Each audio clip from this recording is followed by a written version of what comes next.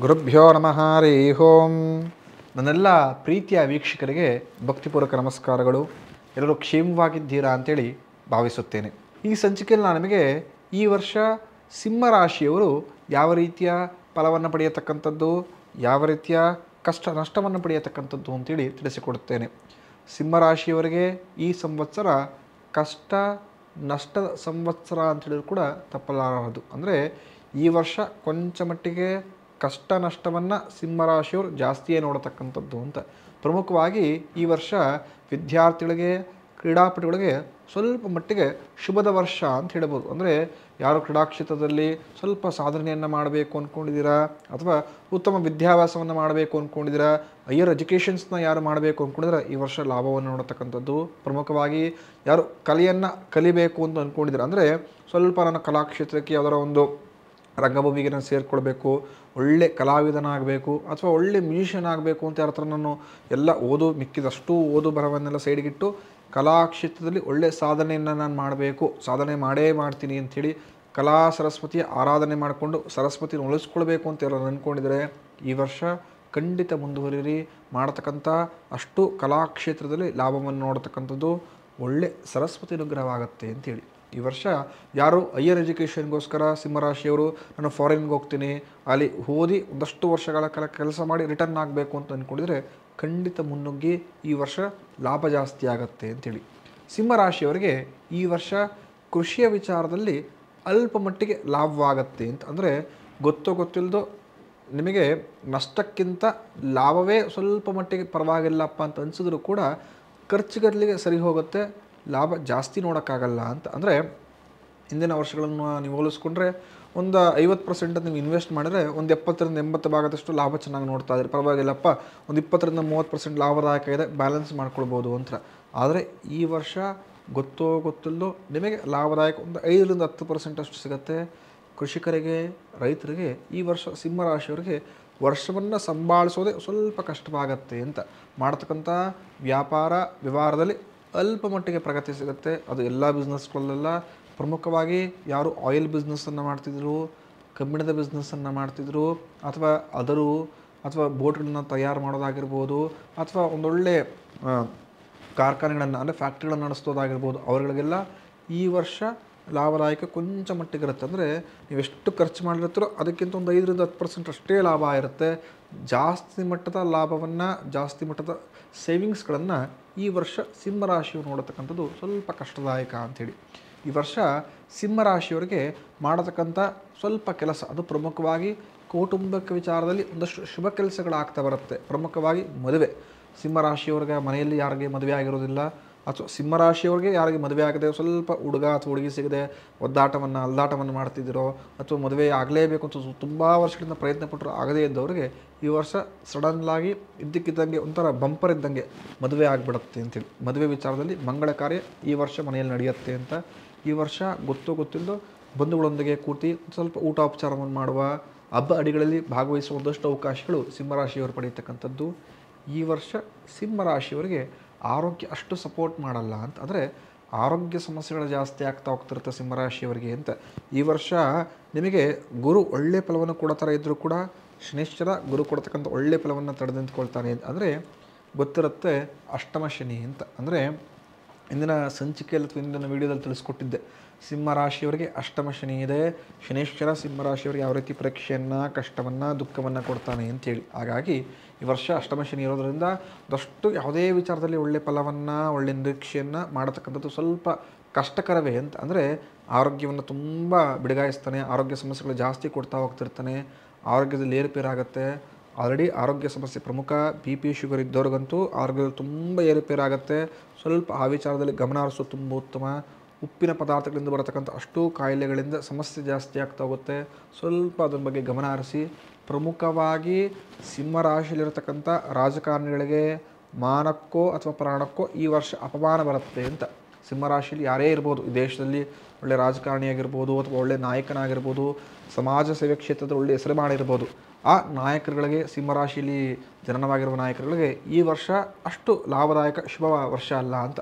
ಗೊತ್ತಿಲ್ಲದೋ ಕೆಟ್ಟ ಹೆಸರು, ಅಪಕೀರ್ತಿ, ಅಪನಿಂದನೆ ಅಥವಾ ಸೋಲುಗಳು ಅವರನ್ನು ಹಿಂಬಾಲಿಸ್ಬಿಡುತ್ತೆ ಈ ವರ್ಷ ಅಂತೇಳಿ. ಹಾಗಾಗಿ ಸಿಂಹರಾಶಿಯಲ್ಲಿ ಜನನವಾಗದಂಥ ರಾಜಕಾರಣಿಗಳು, ಸಮಾಜ ಸೇವಕರು, ನಾಯಕರು ಅನ್ನಿಸ್ಕೊಂಡವರು ಸ್ವಲ್ಪ ಗಮನ ಹರಿಸೋದು ತುಂಬ ಉತ್ತಮ. ಈ ವರ್ಷ ಸಿಂಹರಾಶಿಯವರ ಮನಸ್ಸು ಗೊಂದಲಮಯವಾಗಿರುತ್ತೆ ಅಂತಂದರೆ ಯಾವ ವಿಚಾರದಲ್ಲೂ ಒಂದು ಡಿಸಿಷನ್ ತೆಗೆದುಕೊಳ್ಳೋಕ್ಕಾಗೋದೇ ಇಲ್ಲ. ಗೊಂದಲ, ಅದನ್ನು ಮಾಡೋಣವಾ, ಇದನ್ನು ಮಾಡೋಣವಾ, ಅದನ್ನು ಮಾಡಿದ್ರೆ ಲಾಭವಾಗತ್ತೆ, ಅದನ್ನು ಮಾಡಿಲ್ಲ ಅಂದರೆ ಲಾಭವಾಗತ್ತೆ ಅಂತ ಇಡೀ ವರ್ಷ ಗೊಂದಲದ ಗೂಡು ಮಾಡ್ಕೊಂಡಿರ್ತಾರೆ ಮನಸ್ಸನ್ನು. ಮತ್ತು ಮಾಡತಕ್ಕಂಥ ಅಷ್ಟೂ ವ್ಯಾಪಾರ ವ್ಯವಹಾರ ಕ್ಷೇತ್ರದಲ್ಲಿ ಲಾಭ ಕಮ್ಮಿಯೇ ಇರುತ್ತೆ ಅಂತ ಆಗಲೇ ತಿಳಿಸ್ಕೊಟ್ಟಿದ್ದೆ. ಬರೀ 5 to 10% ಅಷ್ಟೇ ಲಾಭ ಇರುತ್ತೆ ಅಂತ. ಜನಗಳ ವಿರೋಧ ಜಾಸ್ತಿ ಆಗುತ್ತೆ ಈ ವರ್ಷ ಅಂತ. ಪ್ರಮುಖವಾಗಿ ಕುಟುಂಬದಲ್ಲಿ ದಾಯಾದಿಗಳ ಮುಂದೊಂದಿಗೆ ತುಂಬದಷ್ಟು ನಿಷ್ಠುರಗಳನ್ನು ಕಟ್ಕೊಳ್ತೀರಾ. ಹಿತಶತ್ರುಗಳ ಕಾಟ ಜಾಸ್ತಿ ಆಗುತ್ತೆ. ಮನೆಯಲ್ಲಿ ಕಿರಿಕಿರಿ ಉಂಟಾಗತ್ತೆ. ಮನಸ್ಸಿಗೆ ಸಂತೋಷವೇ ಇರೋದಿಲ್ಲ ಈ ವರ್ಷ ಅಂತ. ಈ ವರ್ಷ ಮಾಡತಕ್ಕಂಥ ಅಷ್ಟೂ ಕೆಲಸಗಳಲ್ಲಿ ವಿಘ್ನ ಜಾಸ್ತಿ ಆಗ್ತಾ ಹೋಗ್ತಿರುತ್ತೆ. ಅಂದರೆ ಅಡೆತಡೆಗಳು ತುಂಬ ಯಥೇಚ್ಛವಾಗಿ ಬರುತ್ತೆ. ಏನೇ ಒಳ್ಳೆ ಕೆಲಸ ಸಿಂಹರಾಶಿಯವರು ಈ ವರ್ಷ ಮಾಡಬೇಕು ಅಂದರೆ ಒಂದು ಅಡೆತಡೆಗಳು ಇದ್ದಿದ್ದೆ ಅಂತ, ಕಟ್ಟಿಟ್ಟ ಬುತ್ತಿ ಅಂತೇಳಿ. ಹಾಗಾಗಿ ಭಯಪಡೋ ಅವಶ್ಯಕತೆ ಇಲ್ಲ. ಮನಸ್ಸನ್ನು ಏಕಾಗ್ರತೆಯನ್ನು ಮಾಡಿಸ್ಕೊಳ್ಳಿ. ಸ್ವಲ್ಪ ಜಾಗ್ರತೆಯಿಂದ ಹಠದಿಂದ ಮುನ್ನುಗ್ಗಿ ಕೆಲಸವನ್ನು ಮಾಡೇ ಮಾಡ್ತೀನಪ್ಪ, ಲಾಭವೇ ಆಗಲಿ ನಷ್ಟವೇ ಆಗಲಿ ಮಾಡ್ತೀನಿ ಅಂತೇಳಿ ಮುನ್ನುಗ್ಗಿದ್ರೆ ಮಾತ್ರ ಕೆಲಸ ಈಡೇರುತ್ತೆ. ಇಲ್ಲ ಅಂದರೆ ಏನೋ ಹೋಗ್ತಿರ್ತೀರ, ಯಾವುದೋ ಒಂದು ಅಡೆತಡೆಗಳು ಬರುತ್ತೆ, ಕಷ್ಟ ಬರುತ್ತೆ, ನನ್ನ ಕೈಲಾಗ್ತಿಲ್ಲ ಅಂತ ಕೈ ಚೆಲ್ಲಿ ಕೂತ್ಕೊಂಡ್ಬಿಟ್ರೆ ಈ ವರ್ಷ ಯಾವುದೇ ಕೆಲಸದಲ್ಲಿ ಅಭಿವೃದ್ಧಿ ಇರೋದಿಲ್ಲ ಅಂತ ಹೇಳ್ತೀವಿ. ಹಾಗಾಗಿ ಸಿಂಹರಾಶಿಯವರು ಅದು ಒಳ್ಳೆಯದೇ ಆಗಲಿ ಕೆಟ್ಟದೇ ಆಗಲಿ, ಲಾಭವೇ ಆಗಲಿ ನಷ್ಟವೇ ಆಗಲಿ, ಇದು ಸೆಕೆಂಡ್ರಿ. ಆ ಕೆಲಸವನ್ನು ಪರಿಪೂರ್ಣವಾಗಿ ಮಾಡ್ತೇನೆ ಅಂತ ಮನಸ್ಥೈರ್ಯದಿಂದ ಮುನ್ನುಗ್ಗಿ ಖಂಡಿತ ಆ ಕೆಲಸ ನಷ್ಟದಲ್ಲಿದ್ದರೂ ಕೂಡ ಲಾಭಕ್ಕೆ ಬರುತ್ತೆ ಅಂತ. ಹಾಗಾಗಿ ನಿಮ್ಮ ಆತ್ಮಸ್ಥೈರ್ಯವನ್ನು ನೀವೇ ವೃದ್ಧಿ ಮಾಡ್ಕೊಳ್ಬೇಕು. ಕಾನ್ಫಿಡೆನ್ಸ್ ಲೆವೆಲ್ ಇನ್ಕ್ರೀಸ್ ಮಾಡ್ಕೊಂಡು ಕೆಲಸ ಮಾಡಿ, ಖಂಡಿತ ಲಾಭ ಜಾಸ್ತಿ ಆಗುತ್ತೆ ಅಂತ. ಈ ವರ್ಷ ಗೊತ್ತೋ ಗೊತ್ತಿಲ್ಲದೋ ಶೇರು ಮಾರ್ಕೆಟಲ್ಲಿ ಹಣವನ್ನು ಇನ್ವೆಸ್ಟ್ ಮಾಡ್ತೀರಾ, ಪಾರ್ಟ್ನರ್ಶಿಪ್ಪಲ್ಲಿ ಹಣವನ್ನು ಇನ್ವೆಸ್ಟ್ ಮಾಡಬೇಕು ಅಂದ್ಕೊಂಡಿದ್ದೀರಾ, ಅಥವಾ ಹೊಸದಾಗಿ ಉದ್ಯಮಗಳನ್ನು ಪ್ರಾರಂಭಿಸಬೇಕು, ಹೊಸ ಬಿಸ್ನೆಸ್ಗಳನ್ನ ಪ್ರಾರಂಭಿಸಬೇಕು ಅಂತಿದ್ರೆ ಖಂಡಿತ ಬೇಡ. ಸ್ವಲ್ಪ ಮುಂದೂಡೋದೇ ಉತ್ತಮ. ಅನಿವಾರ್ಯ ಪರಿಸ್ಥಿತಿಗಳಲ್ಲಿ ಮಾತ್ರ ಕೆಲಸವನ್ನು ಮಾಡಿ. ಇಲ್ಲ ಅಂದರೆ ಈ ವರ್ಷ ಸಮಸ್ಯೆಯನ್ನು ಅನುಭವಿಸ್ತೀರಾ, ಇನ್ವೆಸ್ಟ್ ಮಾಡಿರೋ ಅಮೌಂಟನ್ನು ಕಳ್ಕೊಳ್ತೀರಾ ಅಂಥೇಳಿ. ಈ ವರ್ಷ ಸಿಂಹರಾಶಿಯವರು ಸ್ಥಳ ಬದಲಾವಣೆ ಆಗುತ್ತೆ ಅಂತ. ಪ್ರಮುಖವಾಗಿ ವಾಸ ಮಾಡ್ತಕ್ಕಂಥ ಸ್ಥಳವನ್ನು ಬದಲಾಯಿಸಿ ಬೇರೆ ಸ್ಥಳಕ್ಕೆ ಶಿಫ್ಟ್ ಆಗೋ ಪರಿಸ್ಥಿತಿಗಳು ಬಂದ್ಬಿಡುತ್ತೆ. ಒಂದು ಮಾಡ್ತಕ್ಕಂಥ ಉದ್ಯೋಗವನ್ನು ಸಡನ್ನಾಗಿ ಕಳ್ಕೊಂಡ್ಬಿಡ್ಬೋದು. ಸರ್ಕಾರಿ ಉದ್ಯೋಗಿಗಳಿಗೆ ಅಥವಾ ಈ ಬ್ರಾಂಚಲ್ಲಿ ಏನೋ ಬ್ಯಾಂಕಲ್ಲಿ ಕೆಲಸ ಮಾಡ್ತಿದ್ರೆ ಇದ್ದಕ್ಕಿದ್ದಂಗೆ ಬೇರೆ ಕಡೆ ನಿಮ್ಗೆ ಯಾವ್ದು ಇಷ್ಟ ಇಲ್ಲೋ ಆ ಸ್ಥಳಕ್ಕೆ ಟ್ರಾನ್ಸ್ಫರ್ ಆಗಿಬಿಡ್ಬೋದು. ಪ್ರಮೋಷನ್ ನಿರೀಕ್ಷೆ ಇದ್ದರೆ ಸಿಗೋದಿಲ್ಲ. ಪ್ರೈವೇಟ್ ಕೆಲಸಗಳಲ್ಲಿ ಸ್ವಲ್ಪ ಸ್ಯಾಲ್ರಿ ಕಂಪ್ನಿಲಿ ಏನೋ ಹೈಕ್ ಮಾಡ್ತಾರೆ ಅಂತ ಅಪೇಕ್ಷೆ ಇದ್ದರೆ ಖಂಡಿತ ಅದು ಸಿಗೋದಿಲ್ಲ. ಸ್ವಲ್ಪ ಹಿಂಬಡ್ತಿ ಆಗುತ್ತೆ. ಸಿಂಹರಾಶಿಯವರು ಅದರ ಬಗ್ಗೆ ಜಾಗೃತವಾಗಿರೋದು ತುಂಬ ಉತ್ತಮ ಅಂಥೇಳಿ. ಸಿಂಹರಾಶಿಯವರ ಈ ವರ್ಷ ಆಯವ್ಯಯ ಅಂದರೆ ಬಜೆಟನ್ನು ನೋಡೋದಾಗಿದ್ದರೆ 11 ರೂಪಾಯಿ ಆದಾಯ ಇದ್ದರೆ ಖರ್ಚು 11 ರೂಪಾಯಿ ಇದೆ. ಹೇಳಿದ್ನಲ್ಲ, ಎಷ್ಟು ಲಕ್ಷ್ಮಿಯನ್ನು ಸಂಪಾದನೆ ಮಾಡಿ ಹಿಂಗೆ ತೆಗೆದುಕೊಂಡ್ಬಿಟ್ಟಿರ್ತೀರೋ ಪಟ್ಟಂತ ಹಿಂಗೆ ಖರ್ಚಾಗ್ಬಿಟ್ಟಿರುತ್ತೆ ಅಂತ. ಅಂದರೆ ಲಕ್ಷ್ಮಿಯನ್ನು ಈ ವರ್ಷ ಸಿಂಹರಾಶಿಯವರು ಹಿಡಿದಿಟ್ಕೊಳ್ಳೋದು ಸ್ವಲ್ಪ ಕಷ್ಟವಾಗುತ್ತೆ ಅಂತ. ಅಂದರೆ ಆಯವ್ಯಯವನ್ನು ನೋಡಿದಾಗ 11 ರೂಪಾಯಿ ಆದಾಯ, 11 ರೂಪಾಯಿ ಖರ್ಚು. ಎಷ್ಟು ಸಂಪಾದನೆ ಆಗುತ್ತೋ ಅಷ್ಟೇ ಖರ್ಚಾಗ್ಬಿಡುತ್ತೆ. ಹಣವನ್ನು ಈ ವರ್ಷ ಸೇವ್ ಮಾಡೋಕ್ಕಾಗಲ್ಲ. ಸಂಪಾದನೆ ಚೆನ್ನಾಗಿ ಬರುತ್ತಾ, ಖರ್ಚು ಚೆನ್ನಾಗಿ ಆಗಿರುತ್ತೆ ಅಂತ. ಅಂದರೆ ಸ್ವಲ್ಪ ನೋಡ್ಕೊಳ್ಳಿ, ಆದಷ್ಟು ಎಲ್ಲೆಲ್ಲಿ ಖರ್ಚುಗಳನ್ನು ಕಮ್ಮಿ ಮಾಡ್ಬೋದು, ಇದರಲ್ಲಿ ಸೇವಿಂಗ್ಸ್ಗಳನ್ನ ಮಾಡ್ಬೋದು ಸಿಂಹರಾಶಿಯವರು ಮಾಡ್ತಾ ಬರ್ತಕ್ಕಂಥದ್ದು ಅಂತ. ಪ್ರಮುಖವಾಗಿ ಆರೋಗ್ಯ ಮತ್ತು ಅನಾರೋಗ್ಯದ ಕಡೆ ನೋಡೋದಾಗಿದ್ದರೆ ಈ ವರ್ಷ ಆರೋಗ್ಯ ಅನಾರೋಗ್ಯ ಕೂಡ ಸಮವಾಗಿ ಬರುತ್ತೆ ಅಂತ. ನಿಮಗೆ ಆಯವ್ಯಯನೂ ಕೂಡ ಸಮ, ಅಂದರೆ ಆದಾಯ ಖರ್ಚು ಕೂಡ ಸಮ ಇದೆ, ಆರೋಗ್ಯ ಅನಾರೋಗ್ಯ ಬಗ್ಗೆ ಕೂಡ ಸಮ ಇದೆ. ಅಂದರೆ 3 ತಿಂಗಳು ಆರೋಗ್ಯ ಚೆನ್ನಾಗಿದ್ದರೆ ಇನ್ನು 3 ತಿಂಗಳು ಆರೋಗ್ಯ ಚೆನ್ನಾಗಿಲ್ಲ, ಮತ್ತೆ ಚೆನ್ನಾಗಿದೆ ಮತ್ತೆ ಚೆನ್ನಾಗಿಲ್ಲ. ವರ್ಷದ ಪರ್ಯಂತ ಆರೋಗ್ಯ ಸುಧಾರಿಸ್ಕೊಳ್ತಿದೆ ಅನ್ನೋಷ್ಟರಲ್ಲಿ ಮತ್ತೆ ಚೆನ್ನಾಗಿರಲ್ಲ, ಇಲ್ಲ ಪರವಾಗಿಲ್ಲ ಇಂಪ್ರೂವ್ ಆಗ್ತಿದೆ ಅಂದರೆ ಮತ್ತೆ ಚೆನ್ನಾಗಿರಲ್ಲ. ಈ ಥರನೇ ಹಿಂದೆ ಮುಂದೆ ಆಗ್ತಿರುತ್ತೆ. ಅದರ ಬಗ್ಗೆ ಗಮನ ಇರಲಿ, ಆರೋಗ್ಯವನ್ನು ನೋಡಿಕೊಳ್ಳಿ ಅಂತ. ಈ ವರ್ಷ ಒಳ್ಳೆ ಹೆಸರು ಸಂಪಾದನೆ ಮಾಡ್ತೀರಾ ಅಥವಾ ಅಪಕೀರ್ತಿ ಕೆಟ್ಟ ಹೆಸರು ಬರುತ್ತಾ ಅಂತ ನೋಡೋದಾಗಿದ್ದರೆ ಈ ವರ್ಷ ಒಳ್ಳೆಯ ಹೆಸರಿಗಿಂತ ಕೆಟ್ಟ ಹೆಸರೇ ಜಾಸ್ತಿ. ಅಂದರೆ ವಿರೋಧಿಗಳಿಂದ ಅಪಪ್ರಚಾರವೇ ಜಾಸ್ತಿ ಅಂತ. 2% ಅಷ್ಟು ಒಳ್ಳೆಯ ಹೆಸರು ಬಂದರೆ 6-8% ಕೆಟ್ಟ ಹೆಸರು ಈ ವರ್ಷ ನಿಮ್ಮ ಮುಂಬಿಡುತ್ತೆ ಸಿಂಹರಾಶಿಯವರಿಗೆ.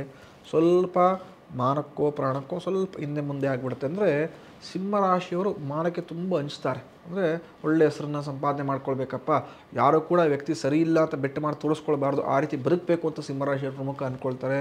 ಗೊತ್ತೋ ಮನಸ್ಸಿಗೆ ಅದು ಘಾಸಿ ಆಗುತ್ತೆ. ನಾನು ತಪ್ಪೇ ಮಾಡಿಲ್ಲ, ನನ್ನಿಂದ ತಪ್ಪಿಲ್ಲ ಅಂದರೂ ಕೂಡ ನನ್ನನ್ನು ತಪ್ಪು ಮಾಡ್ದ ಅಂತ ಸಮಾಜ ನನ್ನನ್ನು ದೂಷಿಸ್ತಾ ಇದೆ, ನನ್ನ ಜೊತೆ ಇದ್ದವರು ನನ್ನ ತಪ್ಪಿತಸ್ಥ ಅಂತೇಳಿ ಒಂದು ಅಪರಾಧಿಕ ಸ್ಥಾನದಲ್ಲಿ ಕೊಟ್ಟುಬಿಟ್ಟಿದ್ದಾರೆ, ನಿಲ್ಲಿಸ್ಬಿಟ್ಟಿದ್ದಾರೆ, ನನ್ನ ಮನಸ್ಸಿಗೆ ತುಂಬ ಕ್ರೋಧ ಆಗ್ತಾ ಇದೆ, ಮನಸ್ಸಿಗೆ ತುಂಬ ಬೇಜಾರಾಗ್ತಿದೆ ಅಂತ ಈ ವರ್ಷ ಸಿಂಹರಾಶಿಯವರು ಹೇಳ್ತಾರೆ. ಹಾಗಾಗಿ ಸ್ವಲ್ಪ ವ್ಯಕ್ತಿಗಳೊಂದಿಗೆ ಮಾತಾಡಬೇಕಾದ್ರೆ, ವ್ಯವಹರಿಸಬೇಕಾದ್ರೆ ಸಂಬಂಧಗಳನ್ನು ಬೆಳೆಸ್ಕೊಳ್ಬೇಕಾದ್ರೆ ಜಾಗೃತವಾಗಿ ಯೋಚನೆ ಮಾಡಿ ಬೆಳೆಸತಕ್ಕಂಥದ್ದು ತುಂಬ ಉತ್ತಮ ಅಂತ. ಇನ್ನು ಸುಖ ದುಃಖವನ್ನು ನೋಡಬೇಕಾದ್ರೆ ಆಗಲೇ ಹೇಳ್ದಂಗೆ ಸುಖ ದುಃಖ ಎರಡೂ ಕೂಡ ಬ್ಯಾಲೆನ್ಸಿಂಗ್, ಅಂದರೆ ಎರಡೂ ಕೂಡ ಹಾಗೆ ಕಂಟಿನ್ಯೂ ಆಗ್ತಾ ಹೋಗ್ತಾನೆ ಇರುತ್ತೆ ಅಂತ. ಹಾಗಾಗಿ ಸುಖ ದುಃಖಗಳನ್ನು ಕಾಮನ್ ಆಗಿ ತೆಗೆದುಕೊಂಡ್ಬಿಡ್ತಾರೆ. ಈ ಕಡೆ ಸುಖವೂ ಇಲ್ಲ ದುಃಖವೂ ಇಲ್ಲ, ಒಂದು ದಿನ ಸಂತೋಷ ಆದರೆ ಒಂದಿನ ದುಃಖ, ಒಂದಿನ ದುಃಖ ಆದರೆ ಒಂದು ಸಂತೋಷ, ಈ ಥರ ಬ್ಯಾಲೆನ್ಸ್ ಆಗಿ ಹೋಗ್ತಾ ಇರುತ್ತೆ.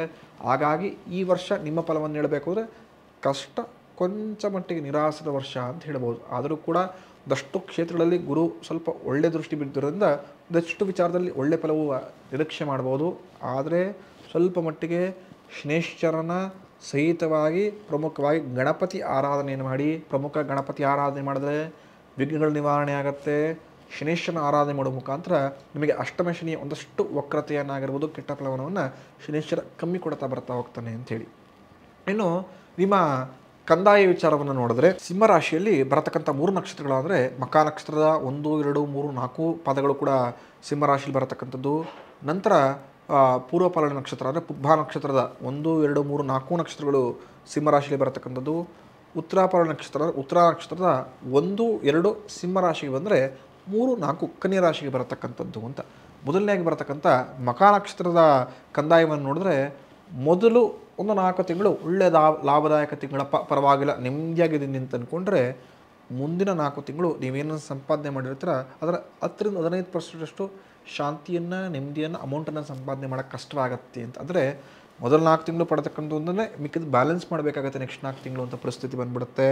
ನಂತರ ಕೊನೆಯ 4 ತಿಂಗಳು ತೆಗೆದುಕೊಂಡ್ರೆ ಪರವಾಗಿಲ್ಲಪ್ಪ, ಸ್ಟಾರ್ಟಿಂಗ್ ನಾನು 4 ತಿಂಗಳು ಏನು ಸಂಪಾದನೆ ಮಾಡಿದ್ದೆ ಅದರಲ್ಲಿ ಅರ್ಧ ಭಾಗದಲ್ಲಿ ಬಂದೆ ಅಂತ ನಿಂಟಿಸಿರು ಬಿಡಬೇಕಾಗತ್ತೆ ಅಂತ. ಹಾಗಾಗಿ ಮಕ ನಕ್ಷತ್ರದವರು ಮೊದಲು ಏನು 4 ತಿಂಗಳು ಒಳ್ಳೆಯ ಹೆಸರನ್ನು, ಕೀರ್ತಿಯನ್ನು, ಹಣವನ್ನು ಸಂಪಾದನೆ ಮಾಡ್ಕೊಂಡು ಹೋಗ್ತೀರಾ.